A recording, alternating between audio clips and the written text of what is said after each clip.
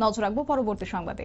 বিজেপির প্রতিষ্ঠা দিবস উপলক্ষে একটি বৈঠকের আয়োজন করা হয়েছে। অবশ্য ৪ বরজলার অঙ্গননগর গ্রাম পঞ্চায়েত বুথ নাম্বার ৪, ৫, ৬ কার্যকর্তাদের নিয়ে প্রাক্তন বিধায়কের দিলীপ দাসের উদ্যোগে চৌপাল বৈঠক অনুষ্ঠিত হয়। পাশাপাশি এদিন কয়েকশো গরিব মায়েদের বস্ত্র বিতরণ করা হয়। উপস্থিত ছিলেন প্রাক্তন বিধায়ক ডাক্তার দিলীপ দাস সহ জেলা পরিষদের সদস্য বিষ্ণুপদ দাস, পঞ্চায়েতের প্রধান জ্যোতিকা বর্মন। বিজেপির প্রতিষ্ঠা দিবস উপলক্ষে এই বৈঠকের আয়োজন করা হয়েছে। কি রয়েছে বক্তব্য শুনুন।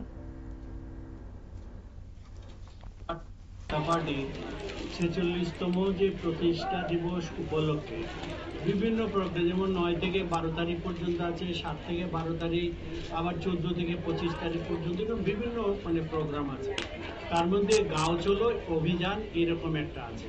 তো আমাদের এখানে অনেকগুলো পর্যালাতে ৩টা ডিভিশনে করা হয়েছে, তার মধ্যে অনঙ্গনগর এই যে পঞ্চায়েত সেটা আছে।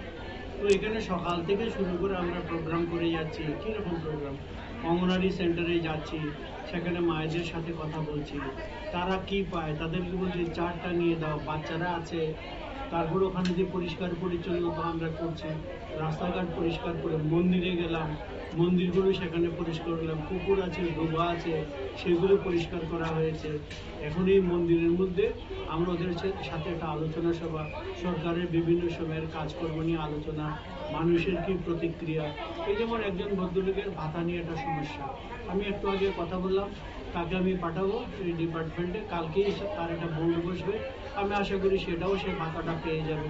তো এখানে আপনারা শুনলেন প্রাক্তন বিধায়কের বক্তব্য। অবশ্য তিনি জানিয়েছেন যে বিজেপির প্রতিষ্ঠা দিবস উপলক্ষে গ্রাম চলো অভিযানের অংশ হিসেবেই আজকের এই চৌপাল বৈঠকের আয়োজন করা হয়েছে। পাশাপাশি এলাকার যারা দরিদ্র পরিবারগুলো রয়েছেন তাদের মধ্যে বস্ত্র বিতরণ করা হয়েছে।